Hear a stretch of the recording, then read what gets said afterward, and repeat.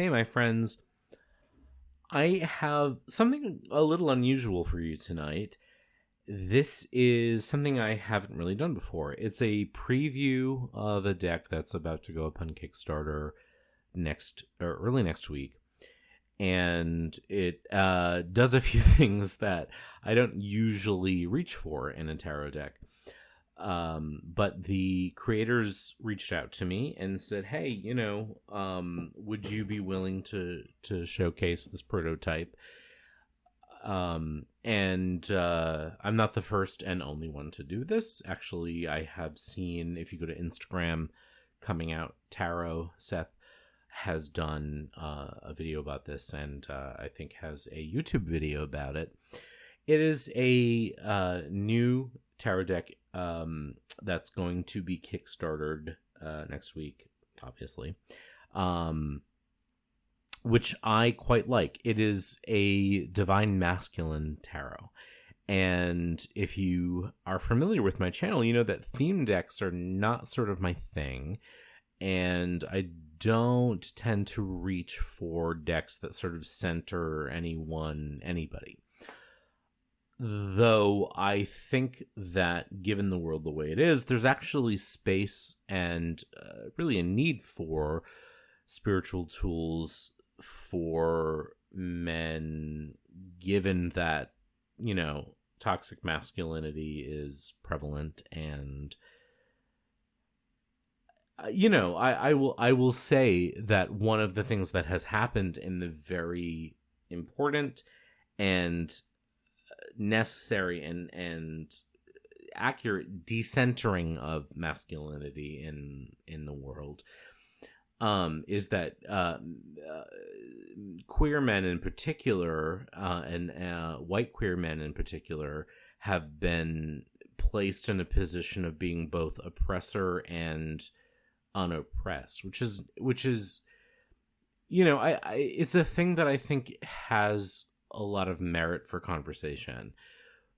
As a cis queer white man, I am both a beneficiary of white male privilege, but also, to be totally straight up, a human being who at the age of, I don't know, I can't even remember, 8 or 9, was assaulted in a park by a bunch of, Catholic school people that were in my class, you know what I mean? And so there are sort of, particularly I think for queer men, traumas that are being negated in the hierarchy of trauma. And while I recognize my privilege, I also think that there is space for I don't know the words for it because I don't think we have the language yet. I think that there is space for queer men to heal. And so when the creators of this deck approached me, I went to the website and I saw what they were creating. And I said, there's space for this, and there's space in my life for this. As is common with decks that are male-centered, there's a lot of thin, young, fit men, and I said to the creators, hey, look, I'm happy to do this. This art is breathtakingly beautiful. I think that as a man who isn't young anymore or fit, to be honest, and never has been fit, and like I'm gonna get comments like I go to the gym every other day, okay? Like I'm not an inert mass. I'm just never gonna be the model on the cover of the magazine. Is there space for me? Is this a thing that you're interested in hearing? There were one or two images that I saw in the website that showed non-young fit men, and they said, hey, that's the thing that we're interested in, and that's something that matters. I don't know ultimately how centered that'll be, but it meant something to me that they heard what I was saying and that there was no defensiveness there. So I said, please send me these cards. I'm happy to showcase them for folks who view my channel, and they obviously can make their decision. So here we go. I have looked at these cards already. Even for a prototype, this was beautifully wrapped. It is a prototype, and so there are things that they're working out, including card stock and color temperature and values and all those things. So, but artistically, it is gorgeous. There is representation from, this is just it's really just a handful of cards. There's representation. I can't speak to how widespread that representation is, but across race, across sexuality, across, in fact, gender identity. And one of the things that I quite like about this deck is that the idea of divine masculine is not confined to cis masculinity and traditional, quote, heteronormative masculinity. And that's something that makes me really happy. There is a lot of blurred lines, which I think is so important. So I will be backing this deck. I think it is an incredible work of art. It is a niche work of art in a niche field, and so I hope that it funds, but I think it will. The backing is really gorgeous. I mean, artistically, it's breathtaking. These are in no particular orders. This prototype has been shuffled, and this may not be the card stock, etc. But in terms of card stock, in terms of lamination, I actually, in fact, hope this is what they go with. This is the 9 of Swords. I don't have a lot of commentary on it other than all of the things I just mentioned. Aside from saying, after sending me the prototype, the creators sent me another email and said, we have decided to revise some cards based on some feedback. I am not going to show the cards they are revising. If they watch this, I want to ask them to at least provide the Justice card that they originally sent and the King of Swords that they originally sent as alternatives, as options. I can't, I don't want to, this is just my sort of public plea. Both of those cards represent something I think that is incredibly important to the dialogue they're creating.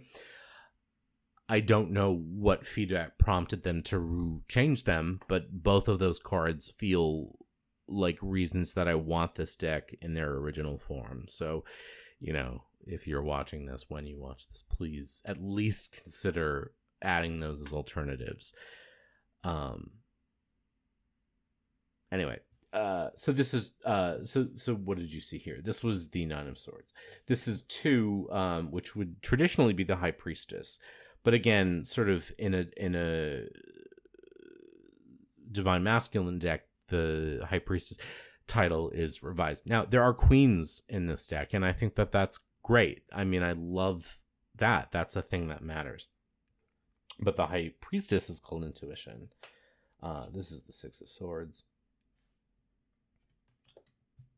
7 of Swords. This was one reason why this deck, why I agreed to view this. This is a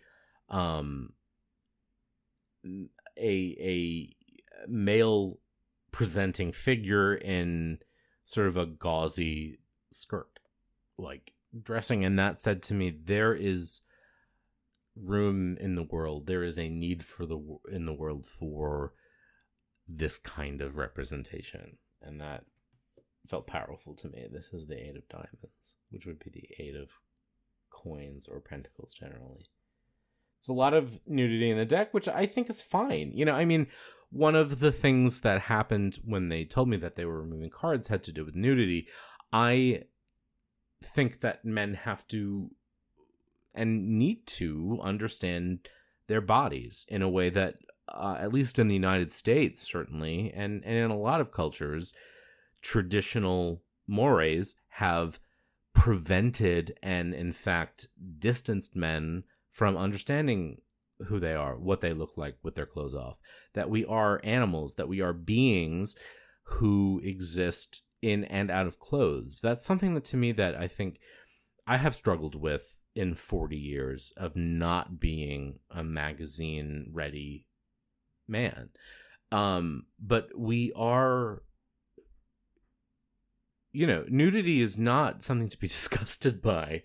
It is a thing that is human, and I think we need to understand our bodies in a way, and how they work, and that are, I think one of the myths that have been taught to men is that their physical needs both need to be covered and repressed, and at the same time are totally acceptable to be pushed.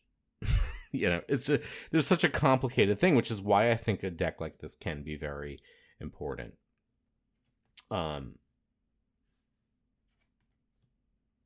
So you can see, there's a lot of thinness, there's a lot of fitness, and no one really wants to look at someone who looks like me, but I think that there's opportunity, certainly, in the full deck to embrace people whose bodies aren't magazine ready.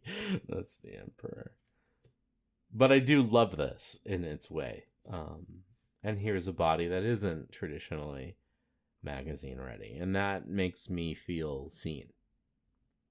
And that's important. Gosh, we all just want to feel seen. I was sort of blasted this week from my many conversations from this one person's perception that my discussions over the years about diversity and representation are disingenuous. We all just want to be seen. That's ultimately a thing that's like core to who we are. We want to know that we matter. We want to know that our voice is heard. We want to know that we are seen and that we are included in the ensemble. And that is what tarot does and is. And that's why I decided to say, hey, let me showcase this unfinished piece of art and make a commercial for it. Because I want to feel seen. I want to feel seen, in my fortune telling tools. I want to feel seen in my life. I want to feel valued. I want to feel loved. I want to feel human. We all do. We all want to feel like we are at the table. And I am as much a dilettante and an unnuanced, whatever, as any other privileged white person. At the same time, I recognize the value of feeling seen, and that's what I want for people. That's what I want when I lay out cards for the people that I read for, because when I read for folks, often I don't know who they are, where they are, what they look like. But I want to feel that for myself. I want to know that a naked, lumpy, 40-year-old guy, has sexual validity, because we do, regardless of what queer eye or, whatever, queer as folk, whatever the lessons I was taught as a child and as a teen and as a young man, that a man was supposed to be, and that the sexual value of a man was, particularly as a queer man. The lesson that I was taught was, you either can be fit and gorgeous and well-dressed, or sexless and worthless. And so that's a thing. That's a real thing. And I live with that today. I have been through therapy. I love myself. I have learned the lessons. And yet I still look at myself in the mirror and find myself valueless sometimes because of the things I don't, possess or demonstrate or embody. And I think that, when it comes to a divine masculine deck, for example, that's the thing that matters. the Dan Savages of the world may, or whoever may fat shame anyone. Not everyone gets to look like the David. Some of us are going to work out and exercise and try to eat right our whole lives and still look like a Botticelli. And that's a thing that's real. And so that was what I said to the creators, and they seem to hear me, and I see evidence of it in some, not enough, frankly, of the cards, but I haven't seen the whole deck, and hopefully that's a thing that matters. And of course, from a worldview point of view, I see what looks like a real, thoughtful, connected representation of the world. This card I find really sexy in a lot of ways. Also, it's here's another card that isn't just a fit, sort of thin man, which makes me happy. This is the Seven of Wands.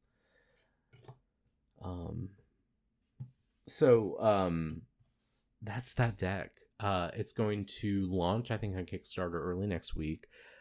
I quite like it. I will be backing it. I again implore the creators, if you see this, please, to include that King, I think it's the King of Swords, and the Justice card, because they both, I think, are really powerful, and at least to provide the option. I feel like people are going to feel seen by those cards, even if some folks provided feedback that they weren't appropriate or whatever. So yes, I will leave the creator's website below. I don't know what the Kickstarter page is, but I offer this to you as, my thoughts on this work in progress, my thoughts on certainly queer white cis male sexuality and existence in the world, and the bizarre negation of that in both appropriate and inappropriate ways. There are rungs on the ladder, and a white cis man may be close to the top, but that doesn't negate the need for healing, and I think that there is opportunity here, certainly. So I don't wish to negate the necessity of healing for others or the severity of trauma of others. I just want to present and offer the thought that to this day, queer men, white, cis, and others are still suffering trauma and experiencing it and have opportunity to heal. And this deck feels like there's something centering and healing about what's being made. So that is that. I hope this is interesting. I hope you're well, and I hope that you enjoy this, and be good. Have a good week.